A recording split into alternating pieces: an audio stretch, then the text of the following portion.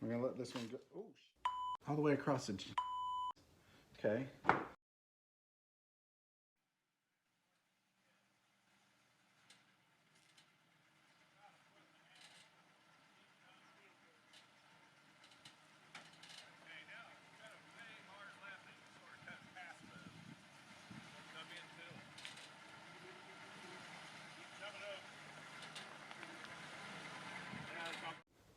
Hey everybody, welcome back to the garage. I'm glad you stopped in.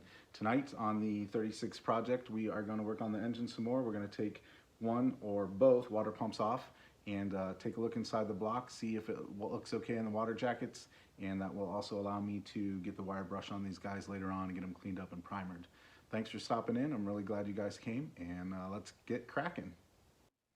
Okay, looks like we've got 4 bolts here. We've got external here, one over here, and one underneath the wheel that you can't see. I'm going to try and get at these guys with my 9/16 3/8 drive socket here. And I'm going to try that thing where we tighten it first and then loosen it. See how that goes. Oh yeah, sweet. Okay, that one's nice and loose.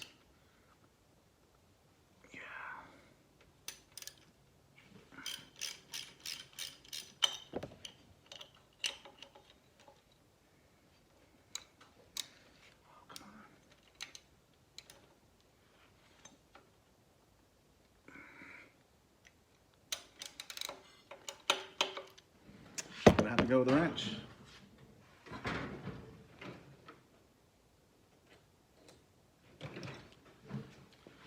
Got this little stubby, it's got a socket on the other, or a ratchet on the other end. Let's see how that goes.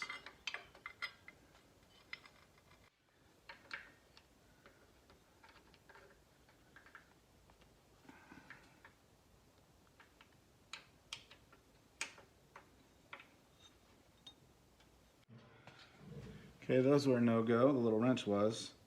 I got a longer lever, EA Science, and I'm gonna wrap a rag around it because I hate waking up in the morning with sore hands. So I'm gonna put a little bit of a handle on it.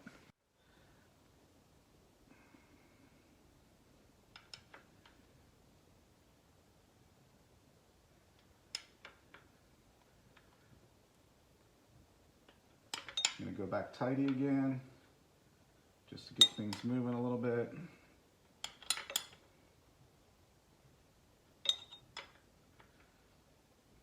We're gonna throw some penetrant in there.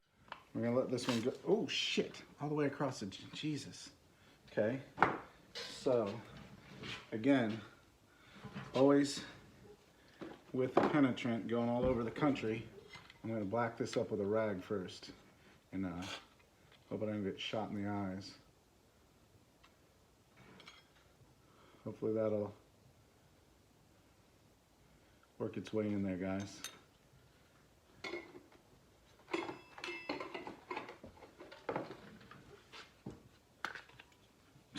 Stupid. An extended long 9/16 to get in there to that guy. And again, we're gonna go righty-tighty first and lefty-loosey after that.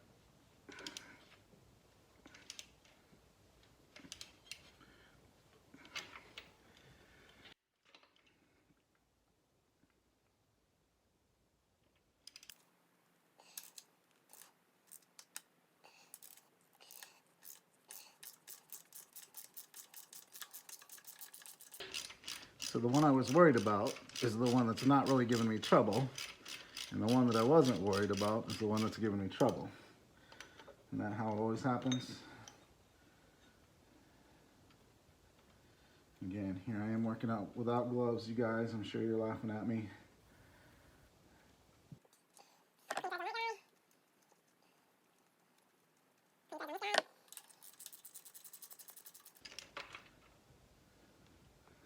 For being inside, it's in pretty good shape. Let's see if we can get that other guy out of there again with the wrench.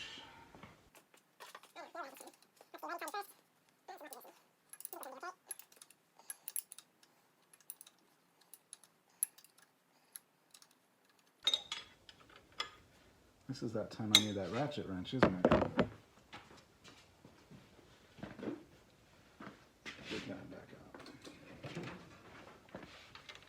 out. That's righty-tighty, dummy.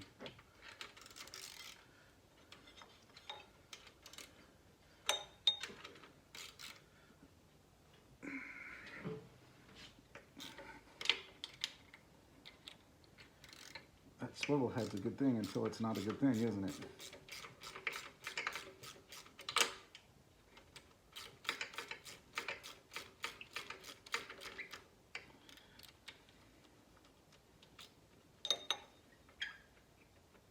Well, it certainly got in there. That penetrant did, didn't it?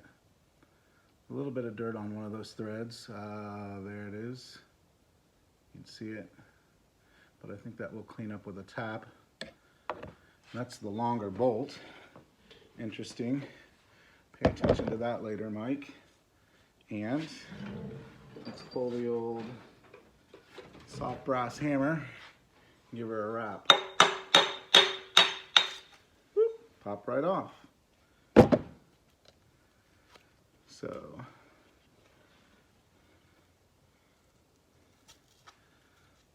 some gasket. Back of the pump looks okay. A little bit of rust, of course. Impeller's not too horrible.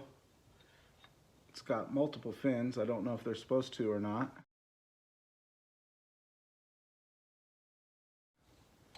But looks good to me. I find it odd that this is blocked off when that's there. So I don't know if it's supposed to be that way.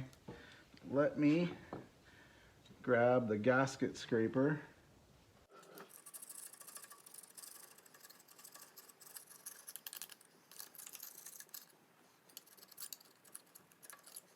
So as I was talking before, those of you not familiar with flatheads,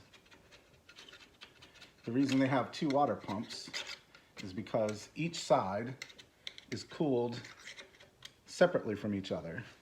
So the water on this side stays in this side till it comes back to the radiator. And then it mixes in the radiator and it can then go back in either side.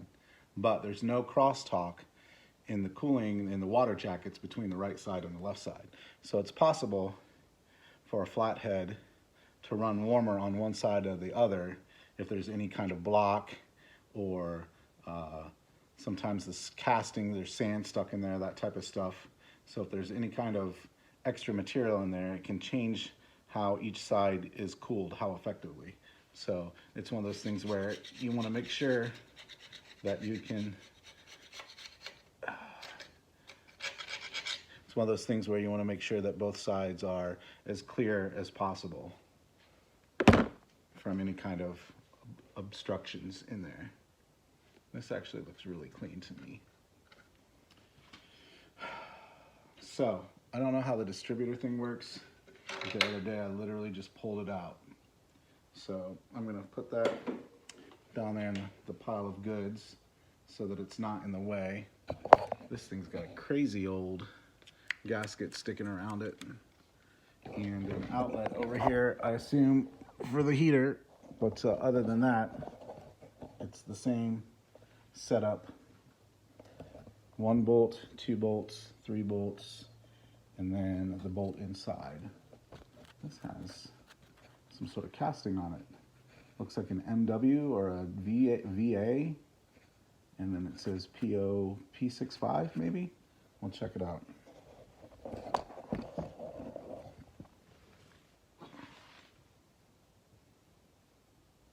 Nothing on this one.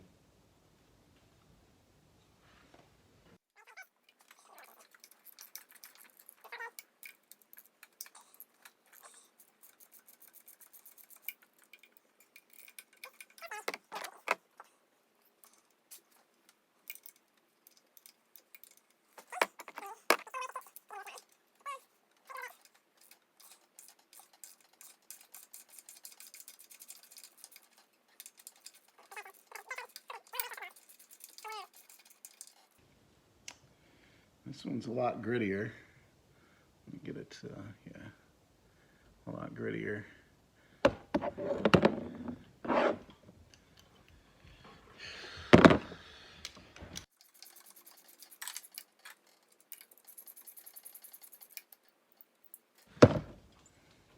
Both these guys look like they're in good shape.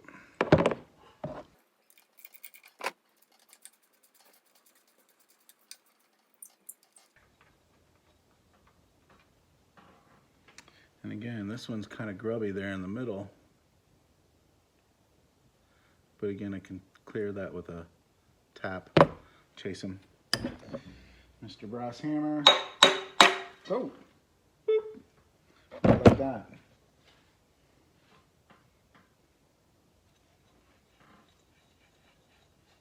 Good shape. Not too rusty. Gasket from hell.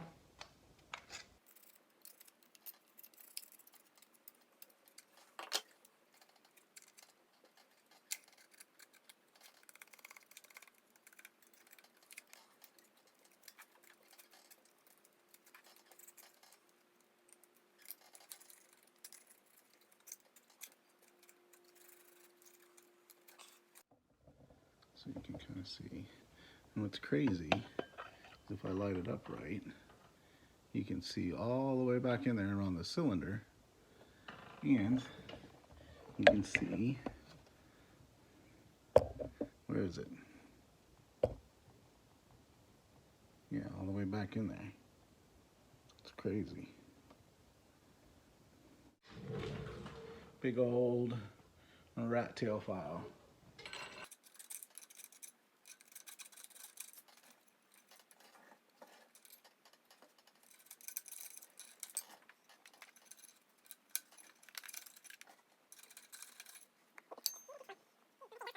I want to show you. You see that wire sticking out right there? Those are left over from the sand from casting the block. There's one right there, and the similar one is right there. I've read about them, so that's kind of interesting. You can see back in there where some of the castings, that bump out there, I think is probably for a bolt for a head, one of the head bolts. Same thing, if you look here, that bump out is actually where that bolt goes. So it bottoms out in that bump out, and then that bolt's not communicating with the water jacket at all. It goes back in there a while, well, 4 cylinders worth. Same thing. You can see some of the crud that collects in this little divot right there. We'll have to get some of that crap out of there. Anyway, interesting to finally get in there and see some of the stuff that I've read about with the casting wires and all that kind of stuff. This is 3/8 NC16, whatever that means. I just know it fits. So I'm going to chase these threads, and that's not a bad idea to do when you're reworking an engine, but sometimes you have to be careful. Some bolts on cars are special thread. I know for sure the ones in the rear end of an old Ford, the banjo rear ends, I've read that those are special and you shouldn't chase them because the bolts are especially conical coming from the factory to assure a tight fit. So that guy's pretty clean, having chased it. Here's what this guy looks like with some crud there in the middle third. I'm gonna pull, and this was the one that was inside.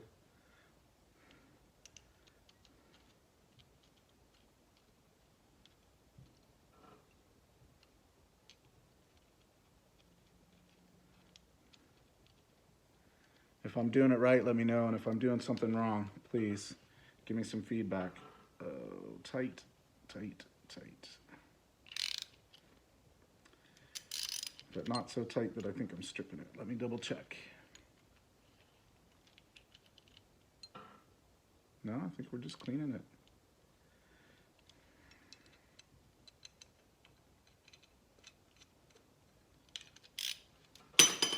Womp womp. Butterfingers.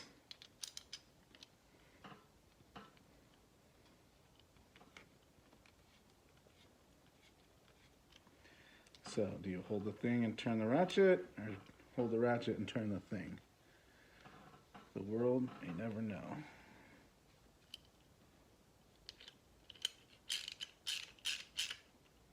So there's that. Chased it all the way down. Probably wouldn't be a bad idea to put some kind of lubricant on here as well. But I'm not going to sweat it right now. So, much cleaner. So that's that one, that one. I know it's not really exciting to watch me do this, but I thought it was important.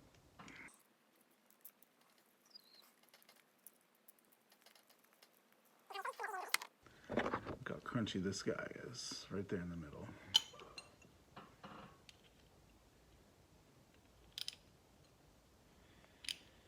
And obviously it's bad to drop your tools. Obviously, you want to get the thread started properly. Also, you might want to wipe the penetrant off so you don't get it all over your fingers and tools.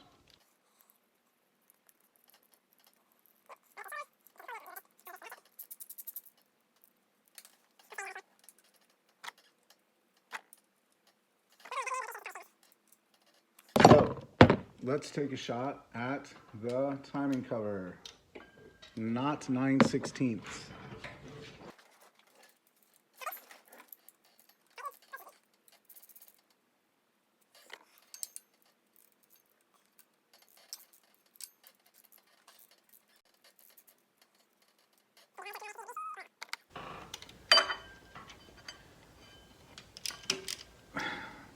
That one's barely even tight. 3 o'clock is where that hanger goes, guys. Don't forget that. 3 o'clock. And this one is super cruddy. You can see right here, there's some different red. Like it's almost like a Chevy red. And then the red and then the mercury green on top of it. See, there's like a Chevy red or an orange underneath the mercury blue.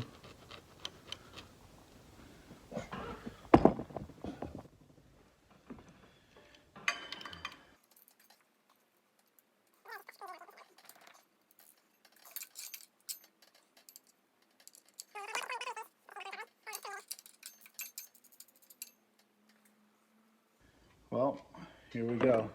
I'm getting into unexplored territory on my part. Learn as you go. The work will teach you, right? Ooh, ooh, ooh. Hear the pitch change. So if I'm correct, that's a piece of rope. This gasket right here, the seal, is a piece of rope, of which I know I have new. So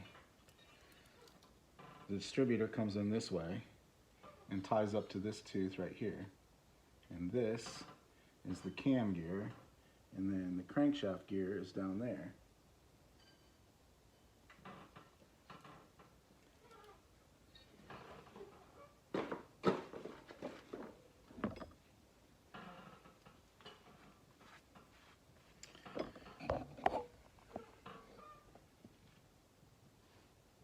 So you can see the crankshaft down there. This guy's the crankshaft. Somewhere it gets oiled, I assume. Oil pan, gasket. This is some kind of throwback that keeps the oil from spraying too far, I think.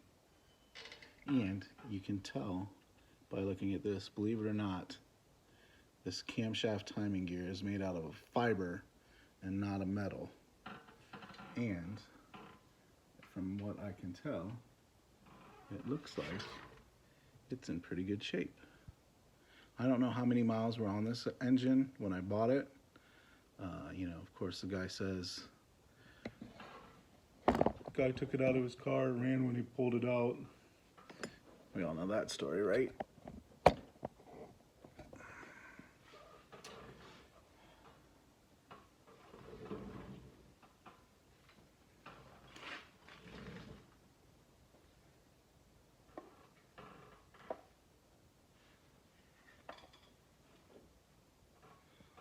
All said and done, I'm pretty happy. Other thing I just remembered is to look for this little See that little circle right there, that little indentation? Well, that's for lining this stuff up at top dead center.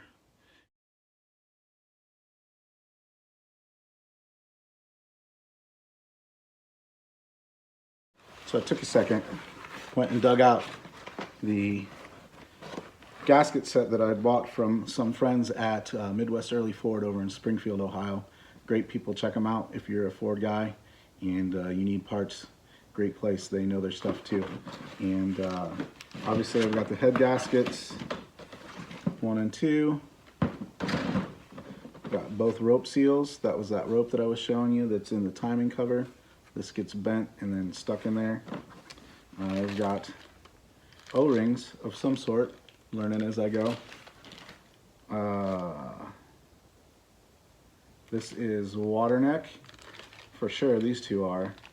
The rest of them, I gotta figure it out. This looks like exhaust. This is the intake, obviously. I've got one carburetor gasket,